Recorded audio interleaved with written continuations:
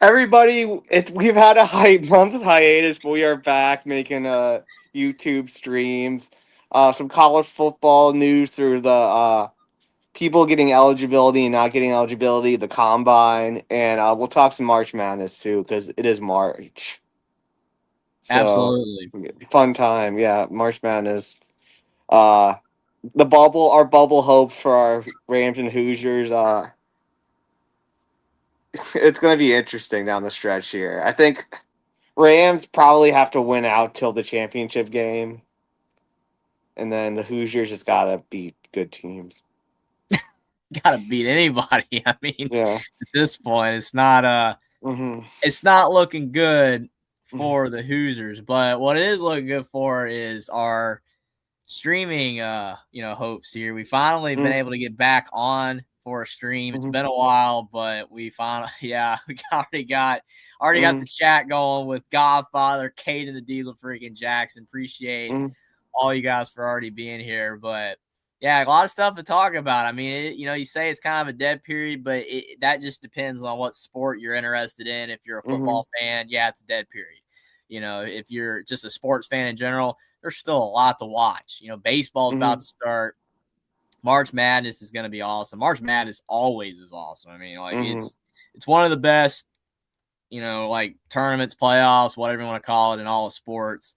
I love it. A lot of people love it. Even if you're not a basketball fan, a lot of people I know just watch March Madness.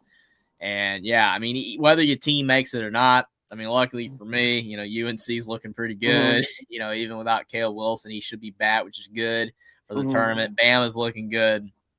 I think honestly, I'm not even just, doing it like I was with Notre Dame when I really wanted, Notre Dame to make the playoffs for you. But honestly, with how bad the bubble is, I think VCU has a pretty good case. As long as they don't Hmm. lose like early in the A10 tournament. I mean, I wouldn't have said that 2 weeks ago, but I mean, Auburn's falling apart. USC's falling apart. Indiana's falling apart. These teams are not making a good case for themselves to be in the tournament. Hmm. So, you got to put somebody in. And Hmm. VCU doesn't have a lot on their resume, but they also don't have a lot bad on their resume either. Hmm. So they've held up in the A10. They don't really have a lot of bad losses per se. That Virginia Tech game, that win for St. Mary's, which now that doesn't matter for them because they beat Gonzaga and VCU, some of these other teams, like they haven't done good enough for that Hmm. win to really look great. But again, with the bubble being as weak as it is, they might let VCU in anyway Hmm. if I they mean, can. South Florida just got up to a quad one win, so now the Rams do have a quad one win, which helps a lot. Yeah, the thing is with me with the quad system in general, I don't quite understand it because I understand like the way the metrics works. If you're at Hmm. home, it's top 30. If you're on the road, it's top 75. The problem is Indiana, they beat Wisconsin, and that's a quad 2 win. It's not a quad 1 win because Wisconsin is 32 in the net. But yet Yeah. Ohio State won at Northwestern, and that's a quad 1 win. Yeah. It I mean, what are we doing here? Like, are you trying to tell me that win at Northwestern is more valuable than a win over Wisconsin, even if the wins at home? Like, Wisconsin's actually pretty good. I mean, you think with the wins Wisconsin has, including beating Michigan, that they would be a quad 1 win, even at home. But no, they're not. That's it. And I'm just using that as an example because that's what I can think of in regards to the net. But the quad system, I'm not saying it's bad. It's just some quad 1 wins are not good. Okay, like you can beat a pretty garbage team on the road and it be considered a quad 1 win. I just I don't necessarily agree with that, but that's just the way it is. I think that's why they've added all these other metrics, like the wins above bubble thing, that they're trying to do that to neutralize. It's better. It's Yeah, better.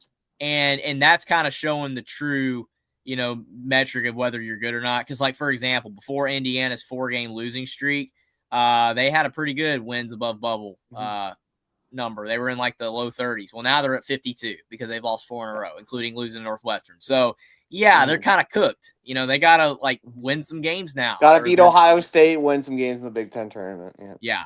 I mean, just I don't know what VCU's number is in that metric, but what's VCU? VCU's in like the mid 40s for everything. Okay.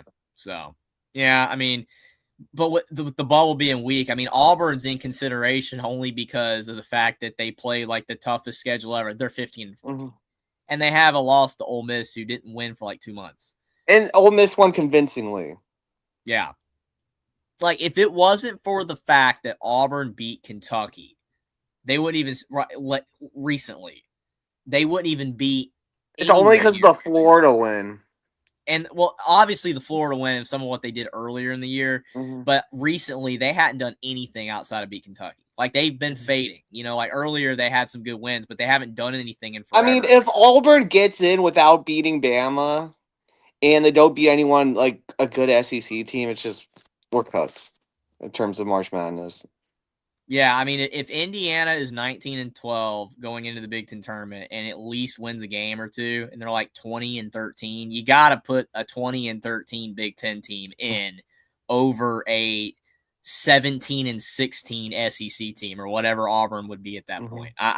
It doesn't matter. I understand, you know, you're saying strength schedule and the quad wins and all that, but Auburn's not a very good team.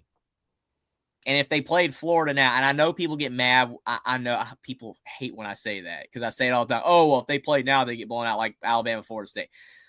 I legitimately think that Auburn would have zero chance to beat Florida today because Florida has clearly gotten a lot better recently than I mean, Florida's destroying people. They're looking more like Duke than a team like Clemson. And earlier in the year, Florida had some Clemson moments. You know, they just average looking. That, I mean, early in the year, Xavier Lee, the prize transfer that they got, played horrible.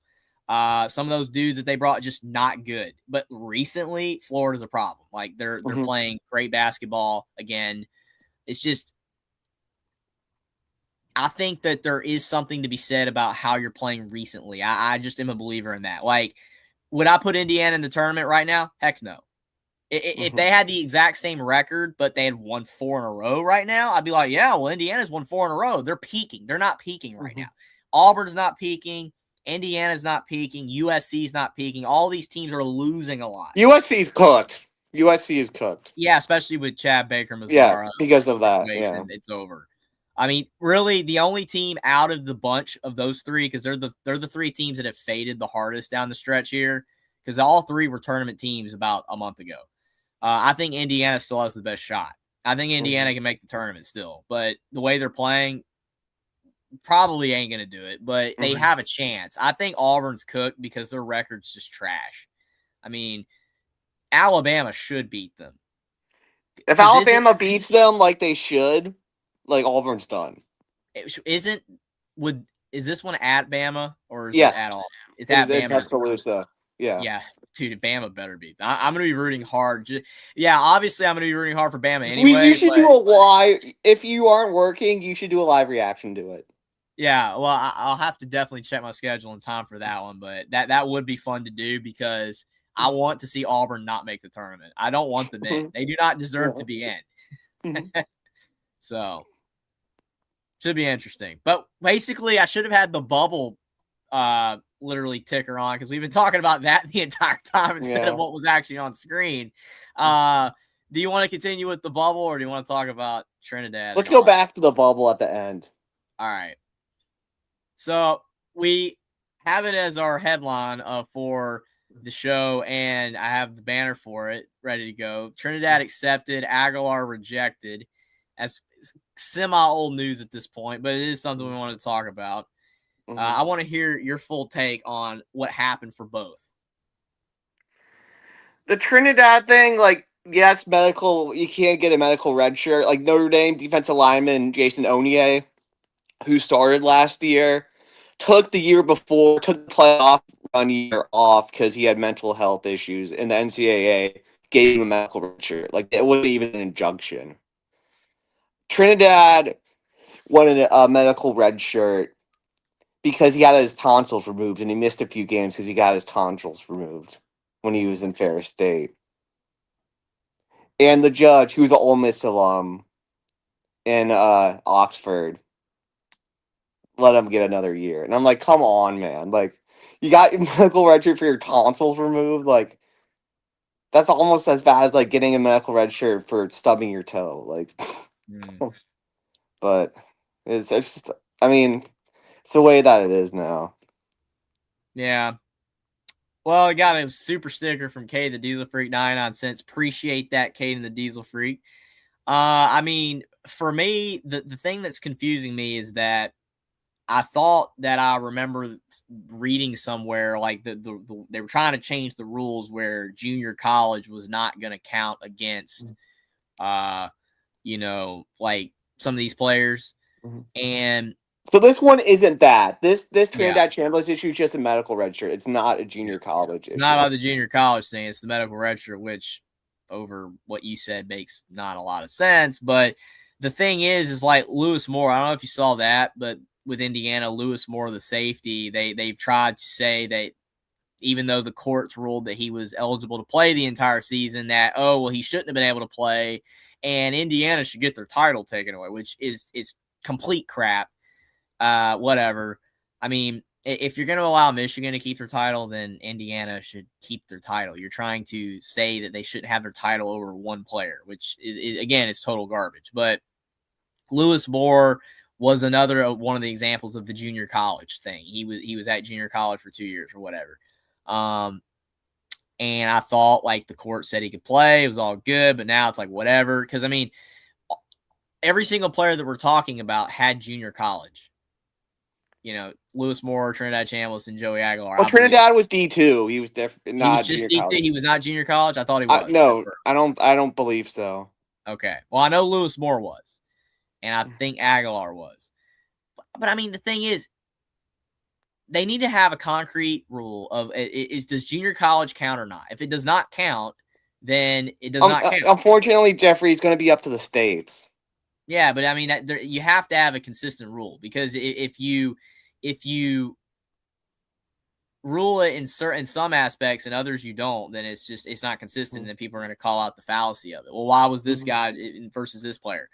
Yeah, I knew Trinidad went to Ferris. I thought before that he was junior college, but I guess not. He was just D2. So I mean, to me, he shouldn't have got another year. I mean, that's my opinion. It makes slightly more sense than the JUCO one, but still, I think it's a little silly. Well, I mean, to me, the JUCO one makes more sense, because junior college is not is JUCO schools or football teams or whatever under the NCAA umbrella.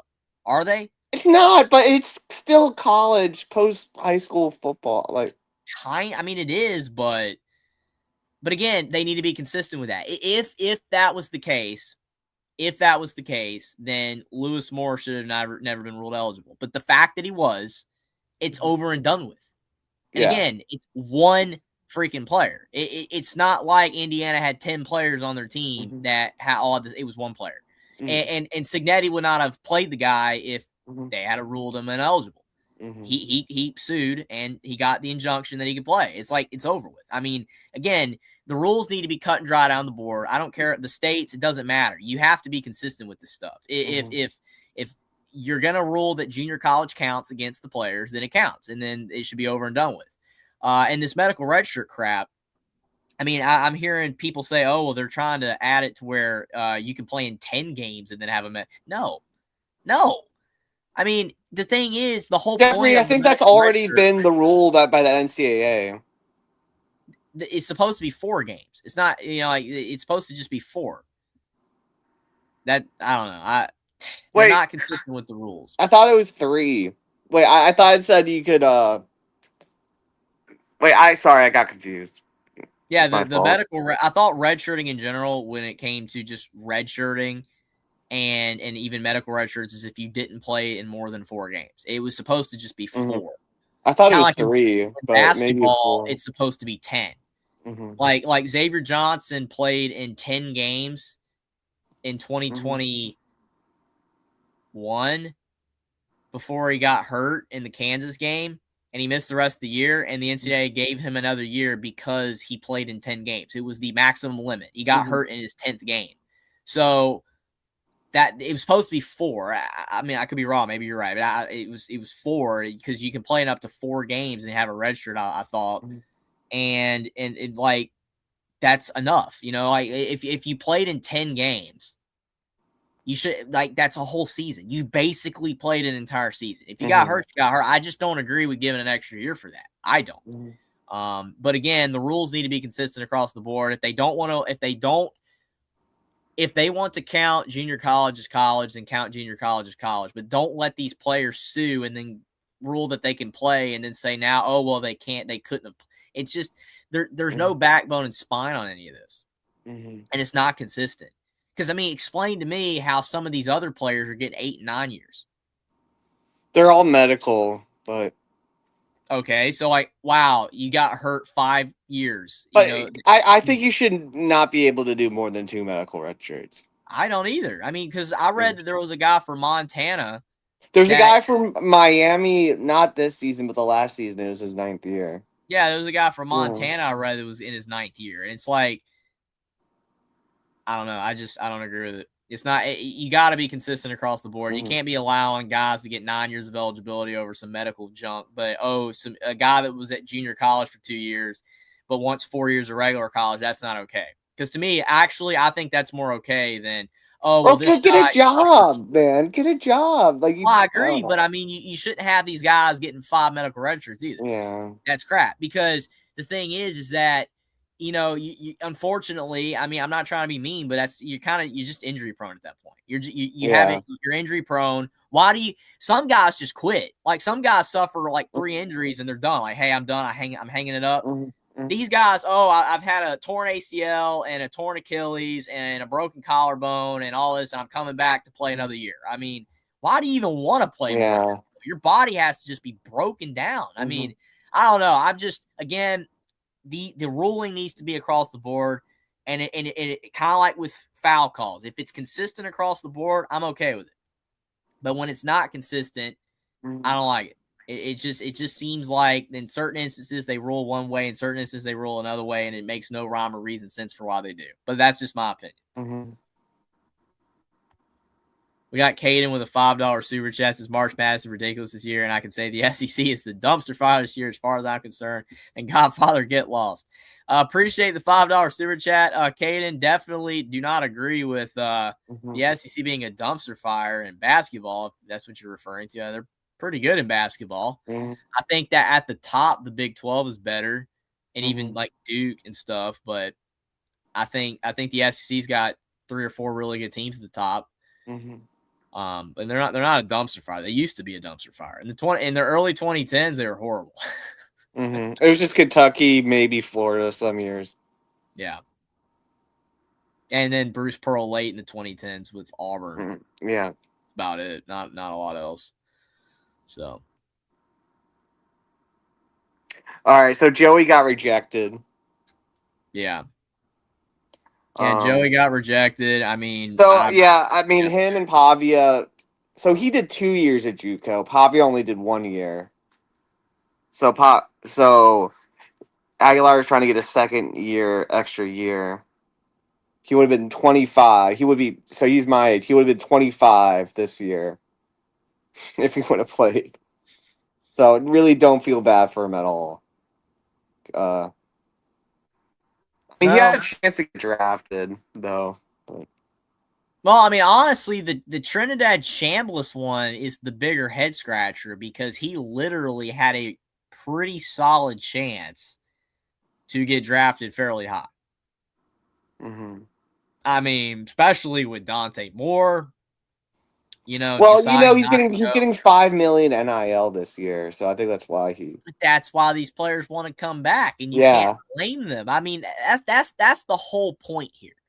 Why are these players so adamant about wanting a 5th, 6th, 7th? Is it for the love of the game? Do they love it that much? I mean, maybe, but it's the NIL, man. I mean, you can't blame them, but. I don't know, man. It's just they've made college sports more professional than ever before, And it's no wonder these players don't want to leave. It's no wonder they don't want to go pro. It's no wonder that if they're not going to go pro, they don't want to leave college, because once they're done with college, there's no more NIL. You know, I mean, like you can't blame these players. But at least with Trinidad, there was a really good chance that he would have gotten drafted pretty high and could have gotten maybe a good contract. Aguilar, I can understand, because he's not going to get drafted very highly, if at all. But Trinidad had a really good shot to be like a second-round pick, maybe. And if so, could have got a good, same with Dante, but I understand, the Jets. But so, I don't know. It's just, to me, his decision to want to come back is a little bit head-scratching in and of itself, because on paper, Ole Miss is theoretically going to, and that's, like I said, on paper, theoretically. Not saying that they are. I'm not hot taking or anything, but they should be worse next year, you would think. Because Lane's gone, and they lost a lot of their players to LSU. They did bring a lot in, but I don't know if they're as good. They're probably not going to be as good, more than likely. And can he build his draft stock any further? And the possibility that next year's going to be a better draft for it is it's much better. I think I would have gone. Again, same with Dante. I understand NIL. It's just because he's short, I guess. But I think I just feel like both Dante Moore and Trinidad Chambliss should have gone. I mean, if you're in a weak class, you got to go. But NIL, I know, I understand it, and whatever. But it's just crazy. It's crazy how motivations for these players have changed. Because in the past, players used to go pro that shouldn't have gone because they wanted to make money, and now you got really good players staying in college because they want to make money. It's weird. Because, I mean, think about it. Like, some of the players, like Calipari, players started going early once Barkley came back for his senior year and got hurt again and was worse. Matt Barkley for USC. So that was really the start of guys going early. But again, like Calipari's players at Kentucky in the 2010s, some of those guys, like Scala Bizier, that guy. That guy. Guys like him. Yeah. And there's more, but he's the one that's coming to me right now. That went pro, that weren't good or ready for the pros, would have come back today easily.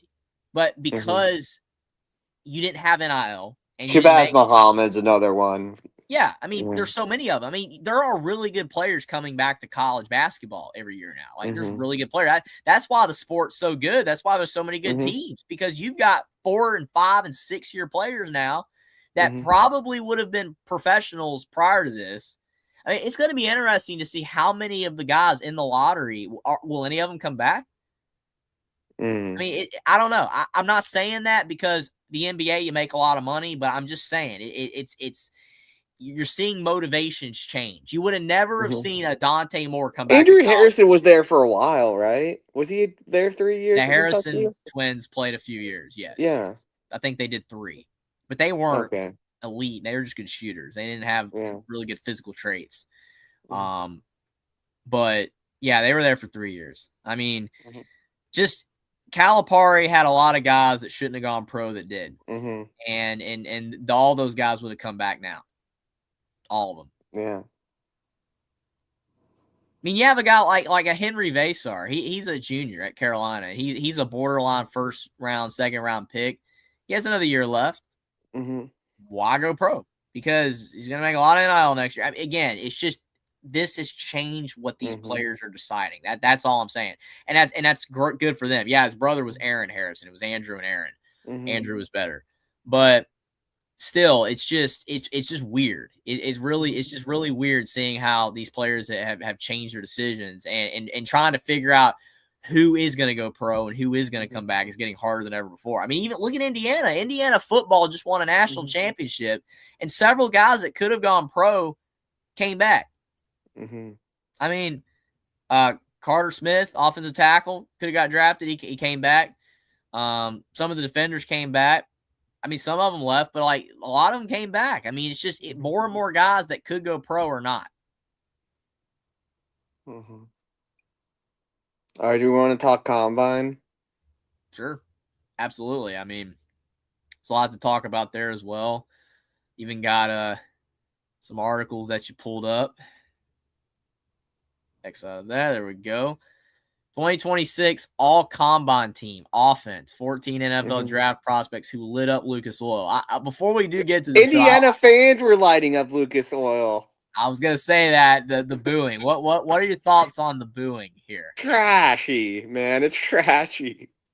Hey, I mean, I'm not excusing that. I'm not excusing that, but they're happy right now.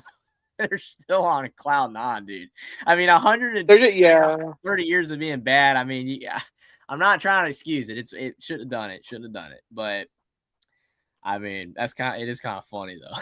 It's kind of, but so at quarterback, we've got Nussmeier coming back from the depths of something. I mean, he's turned it around, dude. I mean, seemingly, like he's looked good with his measurables, and he performed pretty well. I've heard in the combine. I mean, to me, that might showcase. I mean, more so the how thing with Brian Kelly. Nussmeier for me is when it goes bad in the game, it seems like he can't really turn it around. Like after he makes a mistake, it's just more mistakes. Mm-hmm. I think this makes Brian Kelly look worse, though. Yeah, and Joe Sloan. So, I mean, if I wonder if if he gets Sloan drafted, did anyone even pick up Sloan? I don't know. I have Maybe no he's idea. on it. I have no idea. That's definitely that's not something I follow. I'll do a quick look. That'd be funny if he didn't. But yeah, I'm not sure on that one. All right, I'm googling it. He's at Kentucky as the offensive coordinator. So. Well, that's not good. I mean, for Stein, Will Stein, Yeah. I don't know. Yeah. Oh, well, again, I think Stein's going to be in charge, and then I guess Sloan's mostly going to be a quarterback coach, probably. Yeah, we'll see.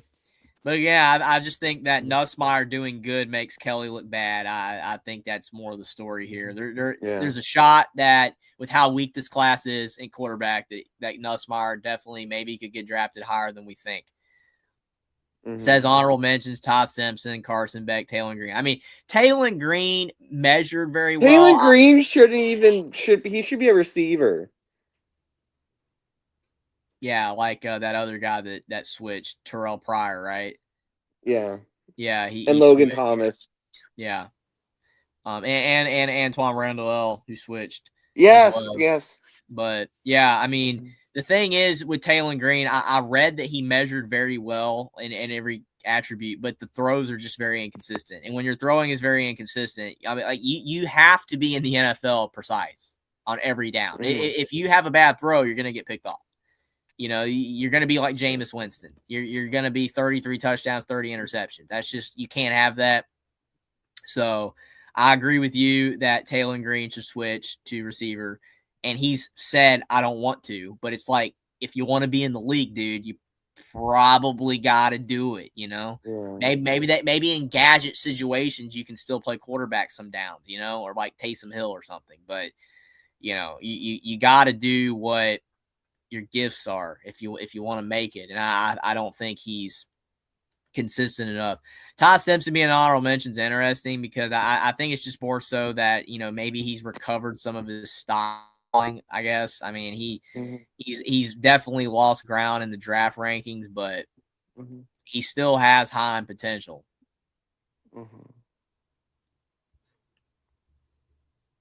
Yeah, hopefully for Bama fans, he can do well. Yeah. Definitely no surprise with Jeremiah Love. He's he's the best running back in the draft. Like it's not even close. Some people are saying he might be top 3 pick, which is I don't know about that for running I wouldn't back, do that. I mean, unfortunately, no matter how good a running back is, in my opinion, you don't draft them that high because the offensive line needs to be at least adequate. Yeah, and it's just it's a position that is shorter, you know, lifespan, like lifespan. You know what I mean? You don't last as long. It's just I know you can have running backs in your 30s, like Derrick Henry's already in his 30s. Like I know you can have it. It's just more often than not, running backs, even in their prime, start to like lose their peak after like 27, 28. You know, you're just I don't know. That it's just a limited position. You know, I think that's why. Price as well. They're saying. I mean, he just got outshined by Love all year. He's Well, a good player. he did have a fumbling problem too. So, saying Mike Washington from Arkansas. Fastest 40 time. I mean, how much does that matter, you think? Like, well, that quick burst does help, but I think there's a lot more to being a football player than speed, though. I think, I mean, John Ross, remember him? Yeah. You have to have strength. You have to have durability. You have to be high IQ. Like you have to be a smart player. I mean, it's like that dude for Michigan, the running back, Donovan Edwards. Everybody's like, oh, he can't even hit a hole. Well, there's a lot more to being a run. It's like that one guy. I can't think because we're talking about basketball, football stuff. I can't think right now. But who's that running back we just saw in the NFL that does the hesitation crap where he's just sitting there? Well, Le'Veon Bell is the one I think of first when you say that. Yeah, Le'Veon Bell was incredible. When Le'Veon Bell was with the Steelers, he had a good offensive line, so he had that extra time. When he went to the Jets, he got killed every time he got the ball because the Jets sucked. Absolutely. Kenneth Walker was the Seahawks. He sits there and he kind of hesitates, and then he bursts through the hole. Like it's more about understanding gaps and schemes. It's like if you have all the speed in the world, but if you don't have it in here as an athlete, as you have to have all that, and that's why I'm saying speed matters, but there's a lot more to being a good football player than speed. But hopefully Mike Washington can use his speed and his other talents to be good for, and all that. Jam Miller, Roman Hemby, Katron Allen. I mean, Roman Hemby's a good back. I think he could get drafted in the fourth round, third, maybe late third, probably fourth or fifth, definitely possible. Jam Miller, I mean, I don't know where he's going to get drafted, man. Like early in his career, he was good, but he's been hurt a lot. So,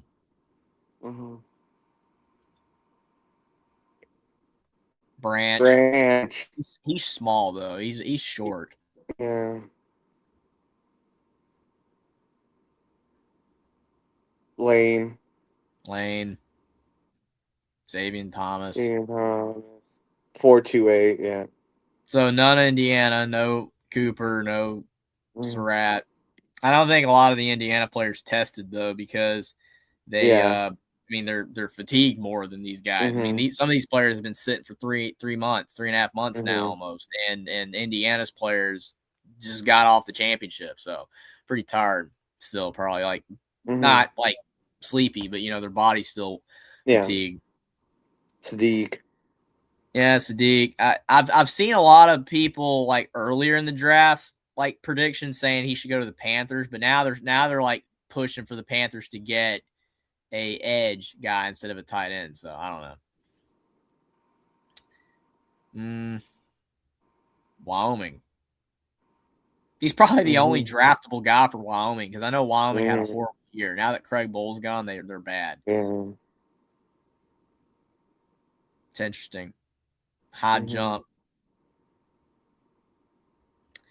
Stowers, Wavis for Bama as an honorable mention. Tackles, Arizona State guy.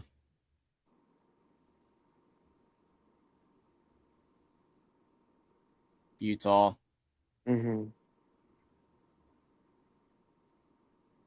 Proctor. Yeah, I saw a lot of people say Proctor was, definitely up there, as one of the more promising. He did well in the combine, but I don't know, man. I just think Proctor in general is just inconsistent. He's gonna measure well because he's a massive human being. He's going to measure well, but I don't know. I think keeping up with defensive guys in the NFL laterally is going to be his problem. He's got size, he can straight up block. It's just, can he move? Is he going to be able to move to the side when you got a big dude coming off the edge that's really good? I don't know, man. He's gonna obviously get drafted high and he's gonna play in the league for many years. I just don't know how effective he's gonna be. You know, I almost just feel like he's too big. He's a really big dude. Like guys that are like 6'7", 6'8", 360, just they're not. More often than not, they're unless not. if you're a freak, yeah. You're just not. You know, you 6'5", 6'6", 320, 330 is a lot better. You have more mobility. There were so many plays this past couple years where Proctor just got cooked. You know, he's not consistent at all. It depends on who he's going up against. I like you know his effort more this past season, but I don't know. We'll see. Only time will tell. Guards, Penn State guy, Kansas. Crazy. Kansas had a rough year. These guys.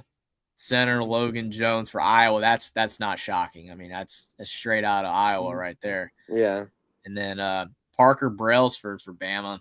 Interesting. It's crazy they got 2 linemen for Bama on there when Bama's line was kind of bad. It's just interesting, but you know, hey. Then we switch over to defense. The all-combine team for defense and 12 draft probably dazzled in Indianapolis. So interior lineman, we got Zane Durant, Penn State. Again, shows you how much talent Penn State had, despite the fact that they were bad. When I kept telling people, hey, like I know Penn State's really bad, but that was still a pretty good win for Indiana. They're horrible. Penn State still had talent, dude. Penn State gave absolutely zero effort against UCLA. I'm going to repeat. And Northwestern. And Northwestern. They didn't even try. If they had given that effort against Indiana, then Indiana would have blown them out. They tried against Indiana because the interim coach got him. Interim guy that I can't remember his name right now, but the interim guy got him going. He even had the little patch for Joe turnover or whatever. So it's like he got him going, man. But like the Northwestern and UCLA games, they didn't try. Proctor, not Caden, but Caleb Proctor from Southeastern Louisiana. And then we got Keenan for Bama as an honorable mention. Edra, I mean, not a shock to see Arvell here. I mean, he's definitely a guy that's probably going to be a top 5 pick for sure. Wouldn't see him falling any lower than that. David Bailey, high as well.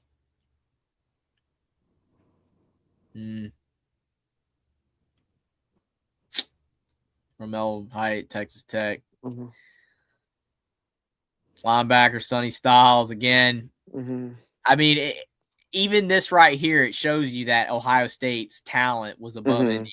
I mean, I'm sorry, like raw position talent. Ohio State at several positions was leagues ahead of Indiana.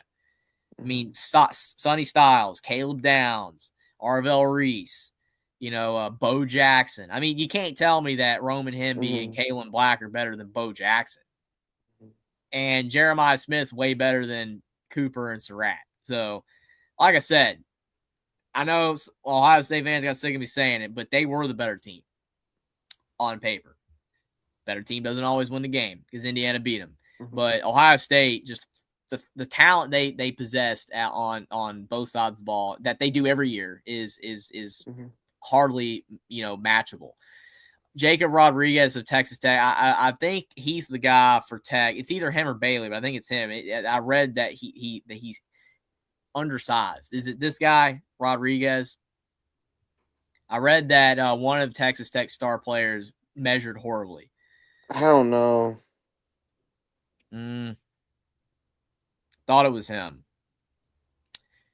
But I think he was the guy, Rodriguez, because like if he was bigger, then I think that he would be probably first round. But I think he's going to get drafted in like the 3rd, from what I've read.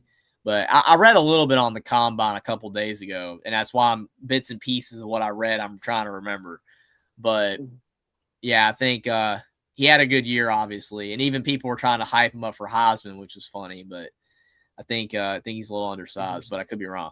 Cincinnati. And then we got Anthony Hill of Texas, that Oregon guy that was really good.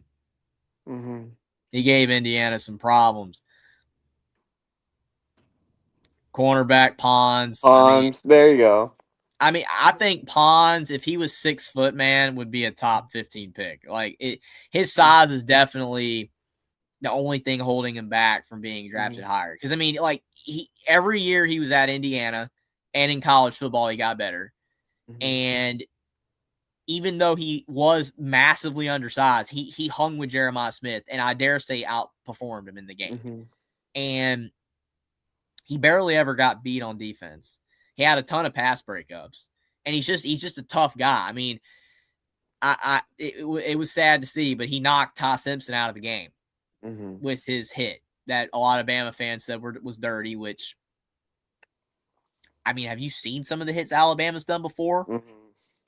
I mean, that's kind of the pot calling the kettle, a little bit right there. I'm just saying, because you think about it, like what they did to the Texas quarterback, Colt McCoy, what we did, Alabama, freaking Dallas Turner the last few years. That Dallas Turner would rip people's helmets off. Like Alabama's not known to be kind on hits, and that's why we were so dominant with Saban. So Pons' hit on Ty Simpson was not dirty, in my opinion. He knocked him in the back. And Simpson's error was that he kept running. And he should have gone down, and he didn't because he was trying to do something. But I think Pons is really good. All that being said, I think he's a really good player, and if he was 3 inches taller, he'd be a top 15 pick. But he's probably going to get drafted second round. But he's really good. Really good. You got Colton Hood of Tennessee, Chris Johnson, San Diego State, Malik Muhammad, Oregon, Everett at Georgia. Even got a Stanford guy. That guy right there for Oregon, he couldn't beat Indiana, man. He couldn't beat Indiana. He was at Purdue. That's why I'm saying he was at Purdue before he was at Oregon. Indiana beat him last year when he was at Purdue. And he's like, oh, I'm going to get him back. Well, didn't happen. So it's kind of funny. It's kind of funny, but he is a good player. Oklahoma guy, Robert Spears Jennings. And Styles, Ohio State. And so what are your thoughts on these lists? You shocked not to see more Notre Dame than just Love and Price, or what? I mean, I thought Emil Wagner might get in, but I mean, most Notre Dame players are coming back, so I'm just not too surprising. Yeah, not surprising to see lack of Notre Dame players. Yeah, most of the names, like the high-end names, I'm not shocked to see on the list. I think probably the one that shocked me the most was seeing Jam Miller as an honorable mention, because he did have a really rough season. So, I mean, if he did well, then that possibly means he could salvage a little bit of his draft stock or something. But I hope the best for him. I hope he gets drafted. It's just, man, that was a rough year last year. Not good. Even if Bama's O-line had a lot to do with it, but still. I mean, it definitely says a lot about Bama's O-line that he was on the list. Yeah. And I mean, it's possible that had more to do with him. I mean, because if Ty Simpson, goes pro and has success, then I really think that shows how poor the O-line was. Because, I mean, he is good. I really do believe he's good. But late in the year, he just fell apart because he was under constant duress. And Bama did essentially just give up on the ground game. They just stopped running the football. I mean, against Indiana ran the ball down Alabama's throat. Like, Indiana beat Alabama with Fernando Mendoza throwing for like 150 yards. Yeah. I mean, and then Alabama fans, and I'm saying it from Alabama fans' perspective because obviously me being a fan of Alabama and Indiana, is just trying to talk about them fairly. But Alabama fans that aren't me after the game were saying, oh, Fernando Mendoza is not good because he only threw 150 yards. And I'm like, you do realize the only reason he only threw for 150 yards is because he did not have to throw the football. Like, Alabama could not stop the run. That's the problem. Like, if Alabama wants to be better, Kalen DeBoer, 2 things. Stop the run the ball better. Those 2 things were the Achilles heel for Alabama all season last year. They were a terrible running team, and they couldn't stop the run consistently. You can't win championships doing that. And under Saban, the run game was incredible, and they always had an incredible defense. I mean, they held Leonard Fournette to 10 yards rushing in a game. Leonard Fournette. That guy was a beast in college. I remember I was loving that game. It's like he was going backwards. Leonard Fournette was going backwards on every play. That's why Alabama won championships. And now they're letting guys like Jackson Arnold run for 130 yards on the ground. That should tell you everything you need to know. All right, basketball. All right. So here we go. So men's bubble watch, tracking which teams will make or miss the NCAA tournament. Now, again, this has changed a lot in the last few days because like a week ago or two ago, a lot of teams that are on the wrong side of the bubble right now were on the right side of the bubble. Like Auburn about a month ago was safely in the field, just absolutely safely in the field. Indiana was pretty safe in the field, but you lose games, that's what happens. So we've got conference by conference. You got locks, should be in, work to do, and then if you're not on here, you're done. Yeah. So SEC, you got 6 locks: Florida, Bama, Vandy, Arkansas, Tennessee, and they have locked Kentucky up, which I mean, I guess it's fair at this point with how bad the bubble is. I mean, yeah, sure, but I mean Kentucky hasn't been that strong, but again, it's fair. Should be in. Georgia is a team that has gone up recently because they beat Kentucky. They beat Kentucky at Rupp too. They won at Kentucky, so that was a big win for them. So I think Georgia's probably good to go. Yeah, I haven't seen a Georgia game this year, honestly. Yeah, I've seen them twice. Once where they got destroyed, and I saw some of that Kentucky game. But they're probably about as close to a lock as you can get at this point. That's not. Missouri's in pretty good shape as well. Probably not as good as Georgia, but that Tennessee win was big. They have a pretty good record. I mean, they have 5 quad 1 wins, which is the same as Auburn, and they have their record is 5 games better. Granted, again, easier schedule, but I mean, they lost to Notre Dame at home, so that stings. But that was a long time ago. Yeah, they're clearly playing better now than they were then. So Texas is a weird one. I mean, a lot of people seem to think that they're in. Like, because of the A&M win, 81%. I mean, their record's not great. It's better than Auburn's. I mean, it just shows that how weak the bubble is. Pretty much. I mean, that about sums it up. Yeah. A&M's falling apart. I mean, we all knew when they were at the top of the SEC earlier this winter, when they were 7-1 in the league, that wasn't going to hold. Everybody knew that wasn't going to hold. Yeah. Now, they've completely crumbled. But yet the consensus model for ESPN still says they have a 68% chance to make the tournament, which is like, yeah, they haven't beaten anybody recently, and they're still in. They're still in the field. I mean, yeah. So rough, and they close out the regular season with a pretty tough game and a game that doesn't help them. So basically, if you split that, they're probably still going to be on the right side of the bubble. Trojan Fight still appreciating me. Thank you, Trojan Fight. Yeah, appreciate you being here, Trojan Fight. We got Scotty B in here as well. He's been making a lot of comments about the combine, some of the players. He said that no Michael Trigg on honorable mention was shocking, but appreciate you for being here as well, Scotty B. Up next, we got Auburn, who again should be toast. They should just be completely obliterated from the bubble. I mean, they have like 2 really bad losses. They lost to Ole Miss at home, but there was another game they lost who was really bad. Who was the other loss? I can't remember. I know. I can't remember. I'll have to look it up. I remember that they lost to a really bad team. Not that long ago. Oh boy, it's hard to remember everything. You know, it's like you try to think, you try to pull it from the deep recesses of your brain, and sometimes you just can't remember. Who did they lose to? They have 2 really bad losses recently. I know that. Oh, well, they lost at Oklahoma. Oh, That's not that good. And they lost at Mississippi State, and that's not that good. So what they have done since a 4-game win streak where they beat South Carolina, at Ole Miss, at Florida, and they beat Texas. They lost at Tennessee, lost to Bama at home, lost to Vanderbilt, lost at Arkansas, lost at Mississippi State, beat Kentucky by 1, which they shouldn't have won that game, lost at Oklahoma, and they lost to Ole Miss.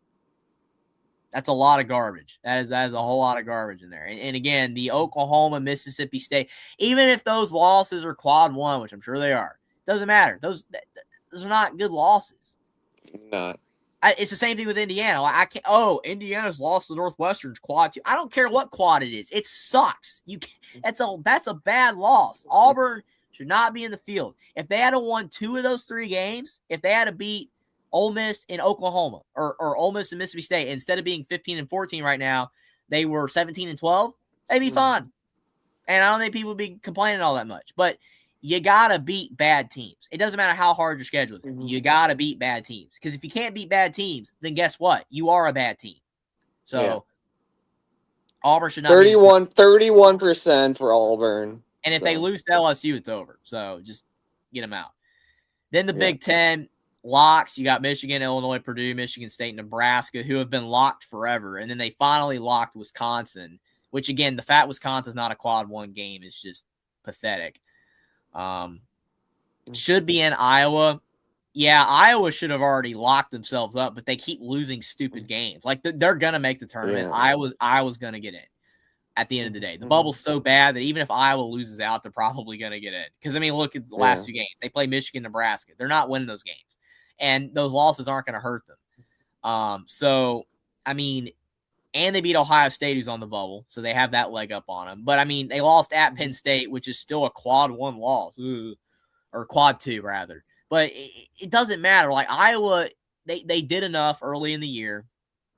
And the bubble's so weak that they're going to get in. UCLA's probably going to get in. Probably. Because, I mean, they played a lot better. I mean, that Illinois win was huge. Yeah. So. Minnesota's trying to ruin team seasons, man. Yeah, well, if Minnesota beats Indiana on Wednesday, then they ruined completely Indiana's season. But Indiana already lost to them at Minnesota, so wouldn't surprise me. But, yeah, it says UCLA's odds are around 90%, a tick below 90%, so they're probably going to go dancing. And then it gets a whole lot uglier. Ohio State, obviously, beating Purdue is big. But I ain't going to lie, I think Purdue is actually not great. I know Purdue destroyed Indiana. I might pick them to lose first round.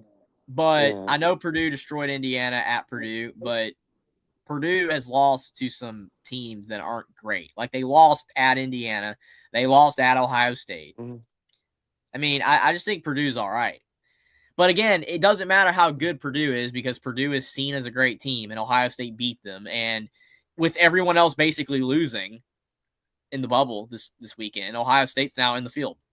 80% chance to make the tournament now with 2 quad 1 wins, and one of those is at Northwestern. So, good for Ohio State. I mean, they look like they might make it. They were the preseason number 1 team, yes. Purdue was. Yeah. And then this dumpster fire, which is a shame because literally before this 4-game losing streak, Indiana had an over 90% chance to make the tournament. And now that they've lost to Illinois, Purdue, which were respectable, Northwestern, which is just diabolical, and then Michigan State, which is also pretty respectable. I mean, 3 out of those 4 games those are not bad losses. It's just you had to win the 1 game that you were supposed to win. And I feel like if Indiana had won that game, they'd still be all right now, but they didn't. Yeah. So, I mean, right now, Joe Lunardi has Indiana as the last team in the field, which, again, I don't get it. Well, who's in the first 4 out? VCU, which you can make an argument for, but VCU also doesn't have a win over Purdue. They don't. I mean, But Indiana just had so many more chances to get good wins than VCU has.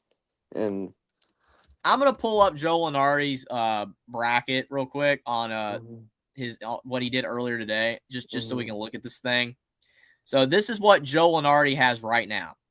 He has in the last 4 buys SMU, UCLA, TCU, and Texas A&M. And SMU lost. They lost recently. UCLA lost. TCU's just kind of hanging in there, and A&M's sliding hard. Santa Clara's in the last 4 in. Santa Clara's resume, they haven't done anything except beat St. Mary's. They got barely anything. But they're in the last 4 in. Ohio State moved up with the Purdue win. Then you got New Mexico, who beat San Diego State, and then Indiana. Who in that first 4 out legitimately can you put above Indiana? I mean, legitimately.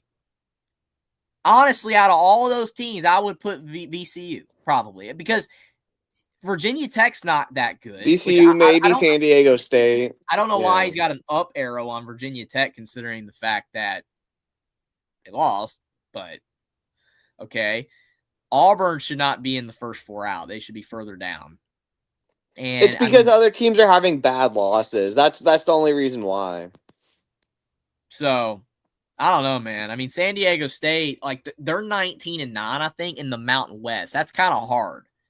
Like, if you're going to make the tournament in the Mountain West, you need to have a record of like 24-7. They're 19-9. And I know San Diego State's traditionally a tournament team. You know, that kind of gives them some cred. But still, like they're 19-9 in the Mountain West. Next 4 out's just trash. Like the next 4 out, honestly, the only team that probably deserves any honestly, it's those 2 Big 12 teams. Really, both of them. Both West Virginia and Cincinnati have been playing better. Because USC and California is just horrible. Stanford, Seton Hall, Baylor, Nevada. I mean, none of those teams are going to get in. Sorry, Scotty B, but none of those teams are going to get in. I think, like, the cutoff line is Cincinnati. That's the cutoff line. Everybody below that, it's cooked. I don't see any path for any of those teams. Like, Seton Hall, maybe, if they win all the way to the Big East final and lost, maybe, but I don't even think so. But, yeah, I mean, like, Indiana's bad, dude. Don't get me wrong. They're bad. Like, they're horrible, but the bubble's weak. Like 4-12 against quad 1 and 2 is just rough for me to. The only thing that's keeping them afloat is the fact they don't have a bad loss, even though the Northwestern loss is really bad. But they don't have a bad loss, and they've got 3 wins over good teams. That the 3 like the Wisconsin win and the Purdue win, whether Wisconsin's quad 1 or not, that win is the only thing even keeping them in there. That's it. I mean, I wouldn't have them in. I'd have them out. But I just looking at who's out, it's like there's just not a lot there. It's going to be interesting, though. I mean, if they lose to Minnesota on Wednesday, it's over. I mean, I think if they lose to Ohio State, it's also over. But we'll see. Then USC should just completely take them off because, I mean, they're cooked. ACC, Duke, Virginia, UNC, Louisville, NC State. NC State, man, that like NC State is a very, very generous lock. I mean, they're a lock, but I mean that's probably the most questionable lock. I mean, they're a lock. I get it. They're like even if they lose out, they're probably going to get in because the bubble's trash. But have you seen some of their losses? Yeah, they're bad. Like they've gotten blown you know what I mean? Like that Louisville game and then this game. I don't know, dude. NC State, you're lucky the bubble sucks. And then Clemson should have already been a lock, but they choked their season away until they didn't when they beat Louisville. So Clemson's probably fine. Clemson's that Louisville win's probably enough. They're probably okay. Because I mean they almost were throwing away their season. As long as they beat Georgia Tech, they're probably okay. Miami's probably going to get in too. I mean, especially as long as they beat SMU. Because, I mean, they've been on fire. And it sucks too because Renew leaving Indiana. Think about if Renew didn't leave Indiana. Indiana would have been a tournament team. Because you think about it, he's their best player. Like, he's averaging 21 points a game. He's playing really good. And he would have done that in Indiana. So, I mean, It's wild, man. It's like he was the missing piece. As bad as Indiana fans trash Renew. Renew's a good player. He's a good player. Mm-hmm.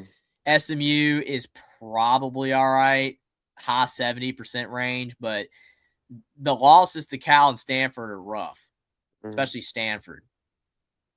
Mm-hmm. Yeah, they have to beat Florida State. Yeah. Work to do, Virginia Tech. Virginia Tech's probably done. I mean, they're not completely done, but if they lose to Boston College, it's over. Yeah, they're done. Then they're done. Yeah. Cal, I mean, I don't think Cal's going to get in, dude. Yeah, I mean, with only one more chance at a quad one victory at Wake, like at Wake's really just this high caliber win here. Not really. So again, I'm laughing because some of these quad one wins are just trash. Mm-hmm. Then you got Big 12, Arizona, Iowa State, Houston Tech, Kansas. They finally locked BYU up. UCF's going to get in. Mm-hmm. Really, at this point, all the teams in the should be in, like the UCFs and the Iowas. Unless if they choke, there will be in. All those teams are probably good, though. Like, that's how bad. Yeah. Like, the fact that, like, you see the bubble. I don't think any of these teams are not going to fall below Auburn. They're just not at this stage. There's not enough games left. Mm-hmm. Like, UCF probably should already be locked at this point. I mean, I get they lost to Baylor. If they had to beat Baylor, they would have been. But I think they'll be fine. TCU is a weird one. If you've seen their resume, which I'm sure you have, but like I've seen some of their they're bumpy. If they didn't have the New Orleans loss in the beginning of the year, they'd be fine. Like that loss is hurting them hard, but they actually have a good resume. They beat a lot of good teams. They're not bad. So it says they're 50-50. Yeah. It's because of that New Orleans loss, man. That's like the worst loss of any team on the bubble. They lost to a quad 4 team at home, like a sub 200 net team. It's rough. But that was early in the year. They've bounced back from that. Then you got Cincinnati. Like ever since Wes Miller did that speech, the team has just been balling out. And sadly, like out of all the teams that are on the wrong side of the bubble right now, they're probably playing better basketball than any of them. Playing really good, but it might be too little too late. If they can somehow beat BYU and TCU, they might find a way. That's actually doable. Because BYU's not as good without Saunders. They're still good, but they're not as good. And then TCU, I mean, that's a 50-50-ish game. I don't know where it's at. But, I mean, like, Cincinnati has a shot. I think Cincinnati has a chance if they can win out. They don't even have West Virginia on here, which is kind of shocking because they're kind of hovering around there. Big East is trash outside of those three. Seton Hall's not going to make it. Yeah. They don't have anything on the resume. Conference is weak. Barely clinging, yeah. Others, you got Gonzaga, Utah State, St. Mary's now finally locked themselves up. St. Louis, man. What? Dude, St. Louis is just trying to make it interesting, though. Like, they were good. They were safe. And then they had the Archie loss. It's like, which I don't even know how that's feasible. Archie Miller hasn't won a game of any significance in 5 to 7 years. And he beat St. Louis. Yeah. It's like, what's going on? He beat Dayton. He beat Dayton and St. Louis. So yeah, but then he's losing to Fordham and these other garbage teams, and it's like, well, that's Archie for us. But he did it in Indiana. Indiana beat Iowa with Luka Garza on the road when they were in the top 5, and then the next week they lost to Rutgers at home. Which is so funny because Indiana fans have clearly forgotten about Archie because they're like, oh, I saw someone the other day said Archie Miller never won any big games in Indiana. And I'm like, yeah, he did. He swept Michigan State the year they went to the Final Four. They beat Iowa multiple times with Luka Garza. They got some big wins. They just lost to Northwestern and Nebraska when they were bad and Rutgers and all these. Yeah, so no, I don't want to hear about Archie didn't win big games. He won big games. He just didn't win anything else. But get back to St. Louis because you get me on an Archie Miller tangent. It's St. Louis losing to Dayton as well as Rhode Island. Dayton's now playing well all of a sudden. Now Dayton, but they're gonna choke in the tournament like they do every year. It's just interesting though because St. Louis is going to make the tournament. Like they should be good, but those two losses have just kept it a little interesting. Don't want to lose early in the A-10 tournament. You just don't want to give. George Washington, if Castro gets healthy, they could be one and done in the A-10 tournament because he's a game changer for George Washington. Like, they've fallen apart since he got hurt. Like, if he comes back, and like that is possible that they could get upset by them. Yeah, and again, even with that loss, would they make the tournament?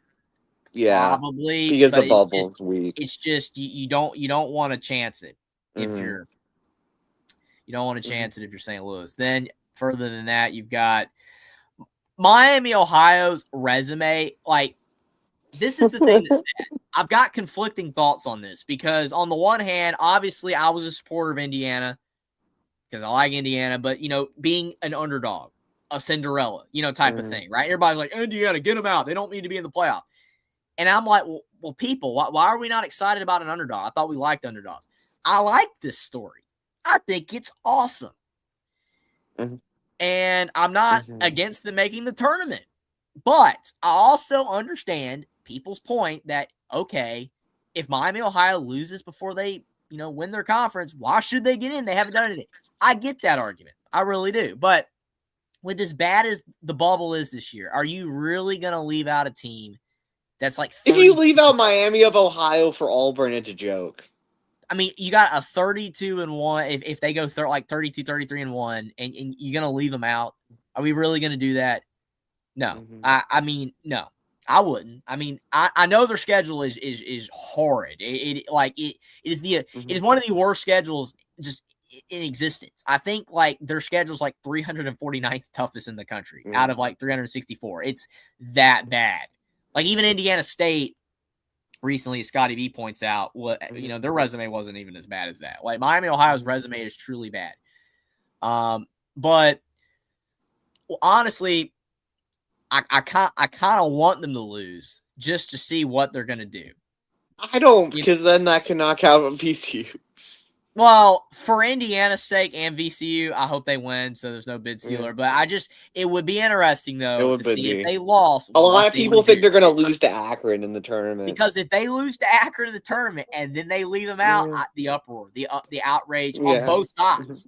And then, because if they make it, there's going to be outrage. And then if they don't make it, there's going to be outrage. And it's going to be interesting. Hopefully for bubble teams, they just win their conference so Indiana can have a shot at VCU. But we'll see. It's just funny. It's just interesting. Further down, you've got Santa Clara, which, I mean, this is a really interesting situation because their resume is not great.